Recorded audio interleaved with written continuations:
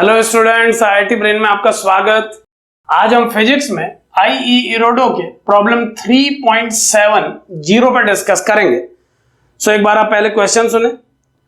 When an uncharged conducting ball of radius capital R is placed in an external uniform electric field, a surface charge density sigma equal to sigma naught cos theta is induced on the ball's surface.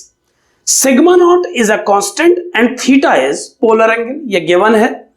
Magnitude of the resultant force acting on induced charge of the same sign is, यानी problem क्या है एक बार समझें। Problem ये है कि आपको एक स्फीयर गिवन है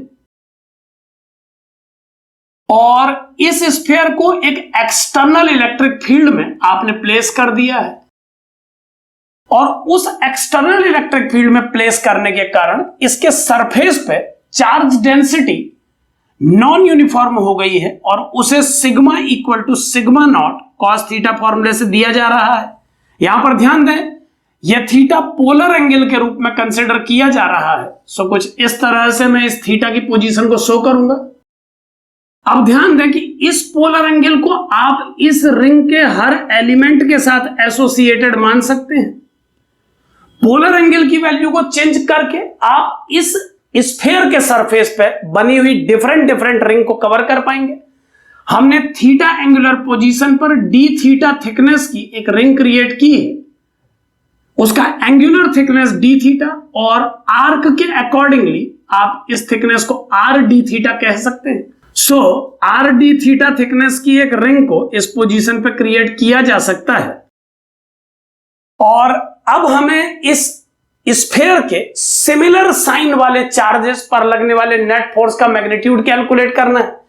तो आप ध्यान दें कि अगर सिग्मा नॉट कॉस थीटा से दिया जा रहा है तो राइट हाफ हेमीस्फीयर में पॉजिटिव चार्ज होगा जबकि लेफ्ट हाफ हेमीस्फीयर में नेगेटिव चार्ज। आप ये समझ सकते हैं कि कॉस थीटा की वैल्यू राइट हाफ के लिए पॉजिटिव और लेफ्ट हाफ के लिए नेगेटिव होगी।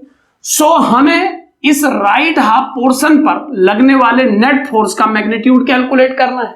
अब कैसे ये कैलकुलेट होगा तो आप समझें, हम ये जानते हैं कि किसी मेटल के सरफेस पर चार्जेस की प्रेजेंस के कारण एक प्रेशर डेवलप होता है जिसे sigma square upon 2 epsilon not फॉर्मूले से दिया जाता है।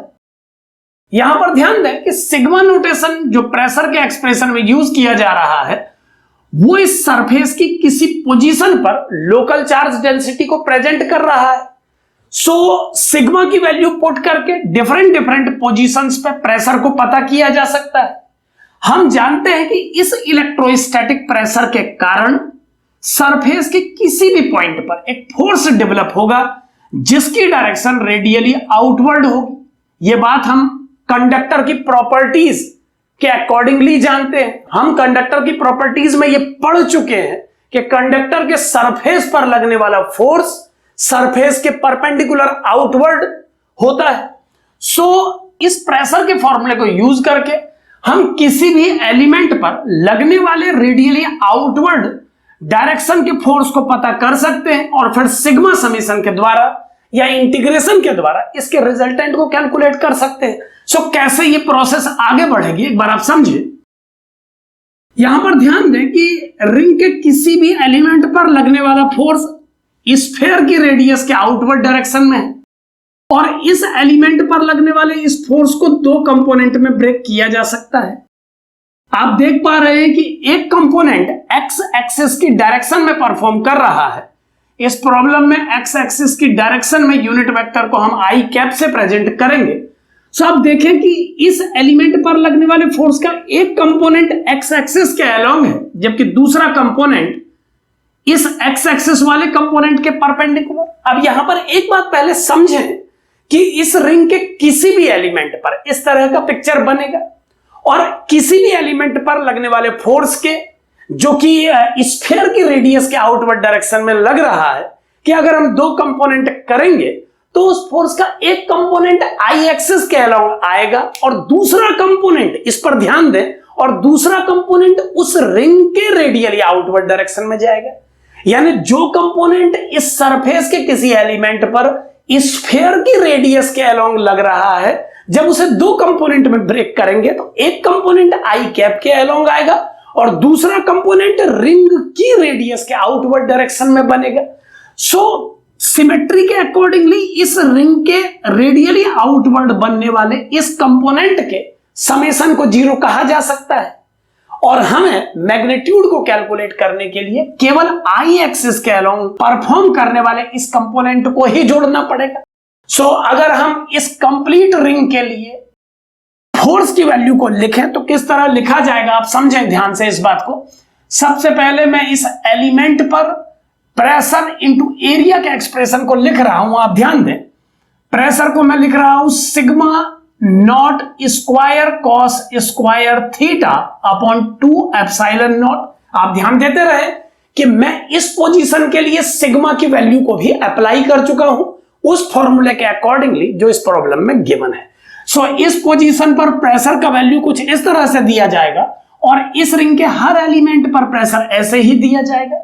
इनटू एरिया एलिमेंट को लिखा जा सकता है डेल्टा ऑफ डी ए। यहां पर इस नोटेशन को ध्यान से समझें। डी ए मैं इस रिंग के एरिया को मान रहा हूं और अभी मैं रिंग के एक एलिमेंट पे परफॉर्म कर रहा हूं, सो मैं इसे डेल्टा डी ए लिखूंगा। सो प्रेशर इंटू एरिया को इस एलिमेंट के लिए कुछ इस तरह से लिखा जाएगा और इसका डायरेक्शन स्फीयर के रेडियली आउटवर्ड होगा। और जैसा कि हमने डिस्कस किया है कि इस फोर्स के दो कंपोनेंट में से जो कंपोनेंट रिंग के रेडियस के अलोंग है वो सभी कंपोनेंट आपस में एक दूसरे को कैंसिल कर देंगे। सो केवल इस कंपोनेंट को ऐड ऑन होना है, तो मैं इस फोर्स के cos थीटा कंपोनेंट को आई वेक्टर के साथ प्रेजेंट कर रहा हूं। ये इस एलिमेंट पर लगने वाले फोर्स का आई एक्सिस के अलोंग कंपोनेंट है और जब मैं इसे सिग्मा समेशन करूंगा इस पूरी रिंग के लिए तो delta D A sigma summation के साथ इस रिंग के एरिया में कन्वर्ट हो जाएगा। और क्या ये एक्सप्रेशन बनेगा, आप इसे ध्यान से देखें। ये होगा sigma naught square cos square theta upon 2 epsilon naught into sigma of delta D A, जो कि डी ए में कन्वर्ट हो जाएगा, जो कि इस रिंग का एरिया होगा।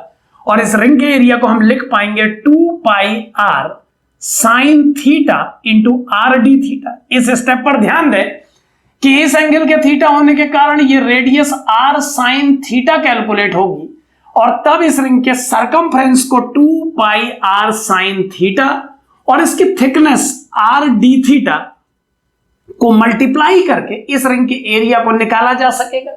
यहां पर रिंग के एरिया को निकालने के लिए लेंथ इनटू विड्थ कांसेप्ट ही यूज किया जा रहा है। आप समझ सकते हैं कि इस स्मॉल रिंग को जिसकी थिकनेस इग्नोरेबली लो है, जब यहां से निकाल के कट किया जाएगा तो ओपन करने पर ये एक रेक्टेंगल ही बन जाएगा। सो लिमिटिंग कंडीशन में इसे एक रेक्टेंगल मान करके ये एरिया लिखा जा रहा है।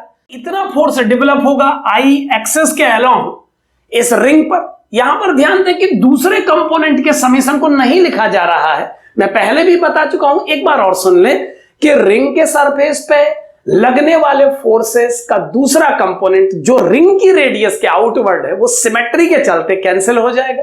सो हम केवल आई कंपोनेंट के समेशन को ही रिंग पर लगने वाला नेट फोर्स मान रहे हैं। सो इस तरह से रिंग का नेट फोर्स कुछ इस तरह से लिखा जाएगा। और अब इस कंप्लीट सिमिलर साइन वाले राइट हाफ स्फीयर पे नेट फोर्स कैलकुलेट करने के लिए मुझे इस एक्सप्रेशन को इंटीग्रेट करना होगा 0 से 90 की लिमिट में। सो क्या बनेगा, इस राइट हाफ स्फीयर पे फोर्स का वैल्यू एक बार ध्यान से देखें। ये फोर्स का वैल्यू होगा integration of sigma naught square cos square theta upon 2 epsilon naught 2 pi r sine theta into r d theta i cap. इस तरह से नेट फोर्स को कैलकुलेट किया जा सकेगा। नेट फोर्स कैलकुलेट करने के लिए हमें इस इंटीग्रेशन की लिमिट 0 से पाई बाय 2 तक पुट करनी होगी। अब इस इंटीग्रेशन को सॉल्व करने से पहले एक बार आप पूरे स्टेप्स समझ लें ताकि क्लैरिटी बनी रहे। आप ध्यान दें कि एक एलिमेंट पर पहले फोर्स को कैलकुलेट किया गया, फिर उस फोर्स के दो कंपोनेंट बनाए गए। रिंग की रेडियस के रेडियली आउटवर्ड बने कंपोनेंट्स का समेशन 0 होगा, ये हम जानते थे, इसीलिए हमने केवल आई वेक्टर के अलोंग काम करने वाले कंपोनेंट्स को ऐड ऑन किया। यही वजह है कि कॉस थीटा कंपोनेंट बस लिए जा रहे हैं। देन हमने सिग्मा समेशन यूज किया कंप्लीट रिंग को कवर करने के लिए। तो ये टर्म कुछ इस तरह से लिखा गया, सिग्मा डेल्टा डीए को 2 pi r sine theta r d theta लिख दिया गया। और ये कॉस थीटा जिसे मैं लिखना भूल गया हूं अगली लाइन में, तो मैं यहां पर इसे इन्वॉल्व कर दे रहा हूं, आप ध्यान देते रहें। सो ये कॉस थीटा प्रेजेंट कर दिया गया और अब इस कॉस थीटा के आने से मैं इसकी पावर को एक और इंक्रीज कर दे रहा हूं। सो कुछ इस तरह से नेट फोर्स को प्रेजेंट किया जाएगा इस हेमी स्फीयर के लिए। और अब इसे इंटीग्रेट करने के लिए मैं गामा फंक्शन यूज करूंगा। तो एक बार मैं गामा फंक्शन के बारे में आपको बता दूं, आप ध्यान दें। गामा फंक्शन के अकॉर्डिंगली अगर कोई इंटीग्रेशन 0 से π/2 तक सॉल्व किया जाना है और उसका प्रेजेंटेशन कुछ इस तरह से दिया जा रहा है, sine m power theta cos n power theta, तो इसके रिजल्ट को लिखा जा सकता है gamma m plus 1/2 gamma n plus 1/2 times gamma m plus n plus 2/2। So कुछ इस तरह से इस फॉर्मेट के प्रॉब्लम्स को डायरेक्ट सॉल्व किया जा सकता है। और अब एक बार गामा का मीनिंग क्लैरिफाई करने के लिए मैं कुछ एग्जांपल दे दूं। किसी भी नंबर का गामा कैलकुलेट करने के लिए आप उसे एक कम नंबर पे ओपन करेंगे कुछ इस तरह से, जैसे 5 का गामा 4 बनेगा और 4 का गामा 3। यहां पर गामा फंक्शन फैक्टोरियल की तरह होता है, बट फैक्टोरियल 5 फैक्टोरियल 4 बनता है, जबकि गामा 5 4 बनेगा। गामा 1 का वैल्यू 1 होगा और हाफ के गामा की जब रिक्वायरमेंट होगी तो उसके लिए हम रूट पाई का यूज करेंगे। सो गामा से एसोसिएटेड कुछ फॉर्मूले जो आपको यूज करने पड़ेंगे वो ये हैं। हालांकि ये कंप्लीट गामा फंक्शन नहीं है, ये इस फॉर्मूले के रूप में आप केवल गामा फंक्शन के एक यूजफुलनेस को पढ़ रहे हैं। सो इस फॉर्मूले को आप डायरेक्ट यहां यूज कर सकते हैं। सो क्या आउटकम आएगा एक बार आप ध्यान से देखें। ये बनेगा f vector equal to sigma naught square upon epsilon naught pi r square integration 0 to π/2 sine to the power 1 theta cos to the power 3 theta into d theta i cap. एक बार देख लें कोई टर्म मिस ना हो। एक cos theta इस line में मिस हुआ था जो कि कवर कर लिया गया है और अब ये बनेगा sigma square upon epsilon naught, 2 cancel हो चुका है, pi r square into cos cube theta sine theta t theta i cap.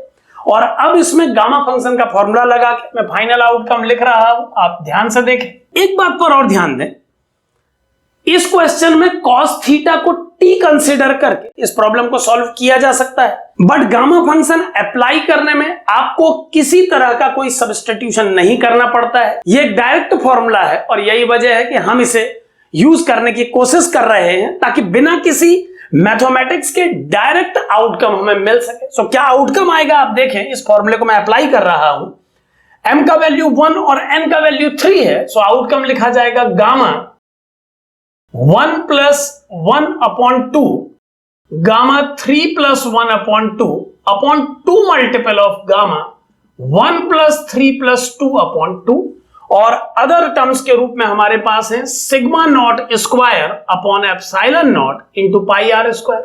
So कुछ इस तरह से फोर्स वेक्टर को दिया जा सकेगा। चूंकि वेक्टोरियल में लिख रहे हैं तो हम इसे आई कैप में प्रेजेंट करेंगे और अब इसे सॉल्व करने पर फाइनल रिजल्ट आप देखें, मैं इसे यहां से हटा रहा हूं।